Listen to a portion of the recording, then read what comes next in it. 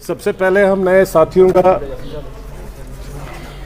Party में welcome कर रहे हैं। हमारे कुछ साथी जो और किसी बीएसपी पार्टी में थे, इसमें हमारे साथ में वली मोहम्मद खान साहब है जो प्रोविंशियल प्रेसिडेंट थे बासपा में, बीएसपी में पूरे कश्मीर प्रोविंस के। इनके साथ में हमारे साथ खुर्शीद खान साहब है जो डिस्ट्रिक्ट प्रेसिडेंट श्रीनगर के हैं, यहाँ पर निशात में रहते हैं। गुलाम हसन शेख साहब है जो डिस्ट्रिक्ट कुपवारा के हैं, अपने ये भी डिस्ट्रिक्ट प्रेसिडेंट थे कुपवारा से। अता मोहम्मद मीर पार्टी के सीनियर लीडर्स यहाँ पर याकूब साहब है जो पार्टी के बहुत सीनियर हैं, मेरे साथ आप सब लोग साथी जानते हैं। साहिल भाई है यहाँ पर, और हमारे साथ में इकास जी है, हमारी बहन है, छोटी बहन अनीता चांदपुरी जी। संजय रैना जी है, बहुत सीनियर है पार्टी के। इकबाल साहब है जो हमारे बांडीपुरा के भी है और पार्टी में स्टेट लेवल पर काम कर रहे हैं। सबसे पहले आप लोगों के माध्यम से आप लोगों को पता होगी कि पार्टी में बहुत चेंजेस हो गई है। हमारी दिल्ली में चेंज ऑफ लीडरशिप हो गया, तो वो जो चलता रहता है वो प्रोसेस, उसमें कोई ऐसी बात है नहीं, कोई कन्फ्यूजन कहीं पर भी नहीं है। पार्टी में इलेक्शंस होने थे 2015 तक में, जब रामविलास पासवान साहब जिंदा थे तो पार्टी में इलेक्शन था 3 साल तक। उस वक्त हमने नेशनल एग्जीक्यूटिव में फाइनल ये ले लिया था कि हम लोग नेक्स्ट वाला जो टर्म होगा वो 5 साल के बाद होगा स्टेट प्रेसिडेंट या नेशनल प्रेसिडेंट का। तो जब नेशनल प्रेसिडेंट की बारी आ गई तो 5 साल के बाद 20 में इलेक्शन होना था, बट 2019 में पासवान साहब की तबीयत ख़राब होने की वजह से चिराग जी को, उनके बेटे को हम लोगों ने पार्टी का नॉमिनेट कर दिया for 1 year as a national president. But जो भी होना था प्रोसेस, उस प्रोसेस को जिस मर्जी से भी देखे 20 में इलेक्शन होने ही थे, जो as per the constitution of national parties है, as per the constitution of parliament, as per the constitution of India, as well as per the constitution of election commission of India. तो उस process के हिसाब से election लड़ना था। तो जब इलेक्शन की प्रोसेस हो गई तो अनफॉर्चुनेटली चिराग जी तैयार नहीं हो गए, पासवान साहब की डेथ हो गई, 20 भी हो गया, इलेक्शन कमीशन से चिट्ठियाँ आने लगी कि भाई नेशनल प्रेसिडेंट का इलेक्शन करिए, वो तैयार नहीं हो गए, जिसकी बदौलत फिर हमें इलेक्शन कमीशन को वापस लिखना पड़ा कि हम लोग इलेक्शन करना चाहते हैं, हमें अलाउ कर लीजिए, क्योंकि सेक्रेटरी जनरल और चिराग तैयार नहीं हो रहे थे। तो इलेक्शन कमीशन ने हमें अलाउ कर दिया कि विदिन 5 डेज़ जो पार्टी का सीनियर मोस्ट मेंबर है पार्टी का, जो हमारा था दूसरा सेक्रेटरी जनरल, जो हमारे थे क्या नाम है, सूरज मान जी, एक्स मेंबर पार्लियामेंट, जो पिछले बहुत सीनियर मोस्ट पार्टी में पिछले 20 साल 22 साल से थे, फाउंडर मेंबर थे, उनको हम लोगों ने प्रभारी बनाया। तो उनके माध्यम से इलेक्शन हो गया प्रॉपर तरीके से। तो जो इलेक्शन हो गया उसमें अनअपोजिट पारस जी इलेक्टेड हो गए और Paras ji national president party के बन गए। But unfortunately Chirag has been behaving like a child, एक बच्चे की तरह बिहेव कर रहा है। नहीं जी, उसमें वो खिलौना ले जाते हैं ना, बच्चा बोलता नहीं मेरे को खिलौना होता। He has been behaving like that,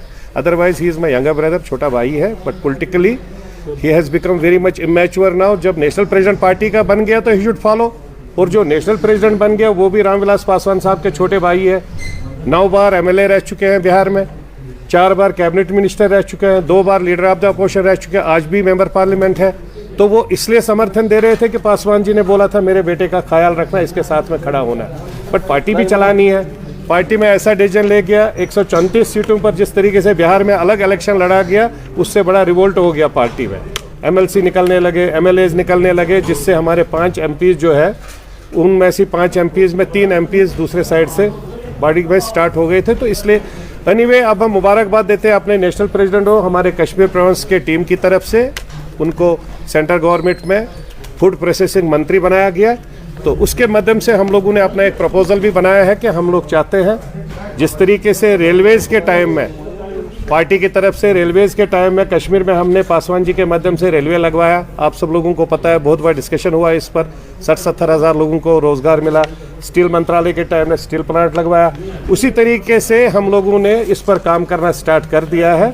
हम लोग कोशिश करेंगे कि फूड प्रोसेसिंग के हर डिस्ट्रिक्ट में जम्मू कश्मीर में कम से कम 20 यूनिट्स लगे, जिससे मेरी कम से कम 15 से 20 हज़ार एम्प्लॉयमेंट जो है एम्प्लॉय हो जाएंगे हमारे यूथ नौजवान।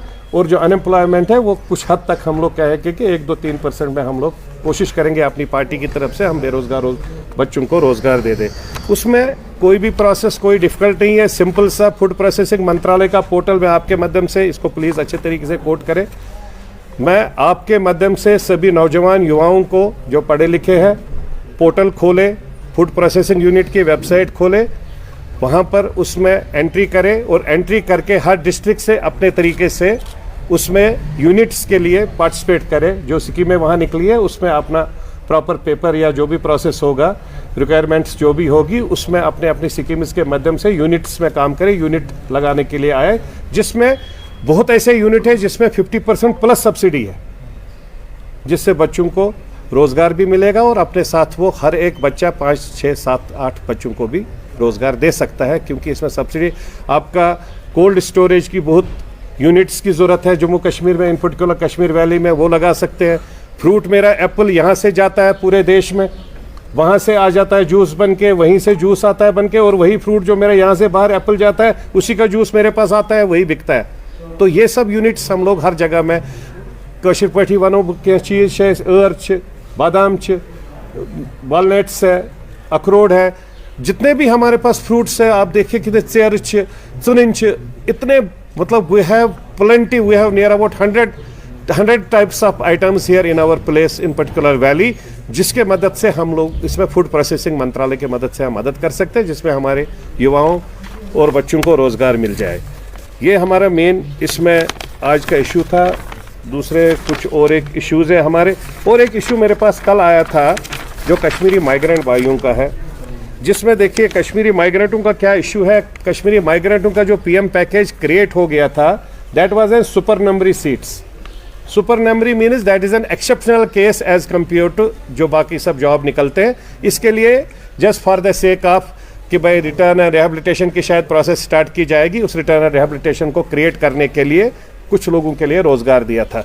बट और इसमें 2017 तक जीएडी ने ये एक्सेप्ट कर दिया। बट अभी जो रिसेंटली जो इन्होंने निकाला है SRO 94 ऑफ 2020 जो निकाला है, उसके माध्यम से जो वो 2000 का जो मेरे हिसाब से 2 साल का इन्होंने सब लोगों के लिए प्रोसेस क्रिएट कर रखी है। ये जो है SO 192 ऑफ 2020 ये इसको इम्प्लीमेंट नहीं होगा। Whatever is supernumerary seat, जैसे हमारे कश्मीर के बच्चे जाते हैं, चाहे वो 5000 सीटें मिलती है, कोई इंजीनियरिंग के लिए जाता है, कोई डिग्री के लिए, और कोई डिग्री के लिए जाता है, स्टडीज़ के लिए जाता है बाहर, जो पूरे कंट्री में हर जगह 200, 300 सीटें, देयर आर सुपर न्यूमरी सीट्स। उसमें कहीं पर भी कोई भी रूल अप्लाई नहीं होता है जो रूल्स हमारे एज पर द लॉ होते हैं।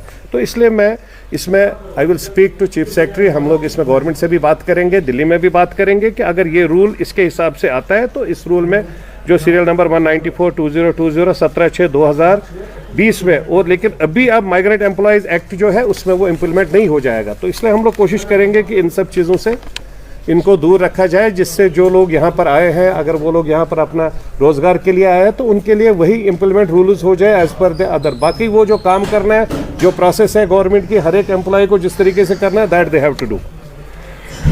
ईद मुबारक।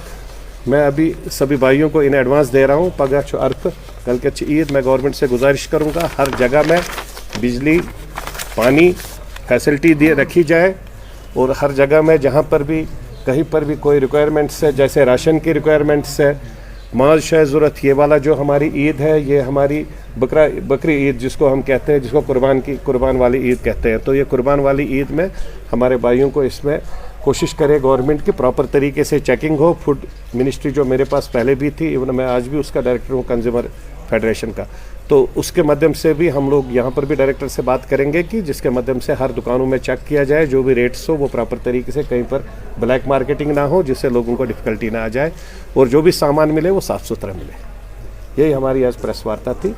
तो आप सभी भाइयों का बहुत बहुत शुक्रगुजार करते हैं। थोड़ा सा शॉर्ट टाइम में आपको बुलाया गया, और कुछ कोविड की वजह से गैप भी थोड़ी बड़ी आ गई थी, तो मैंने कहा चलो ईद से पहले सब भाइयों के साथ ईद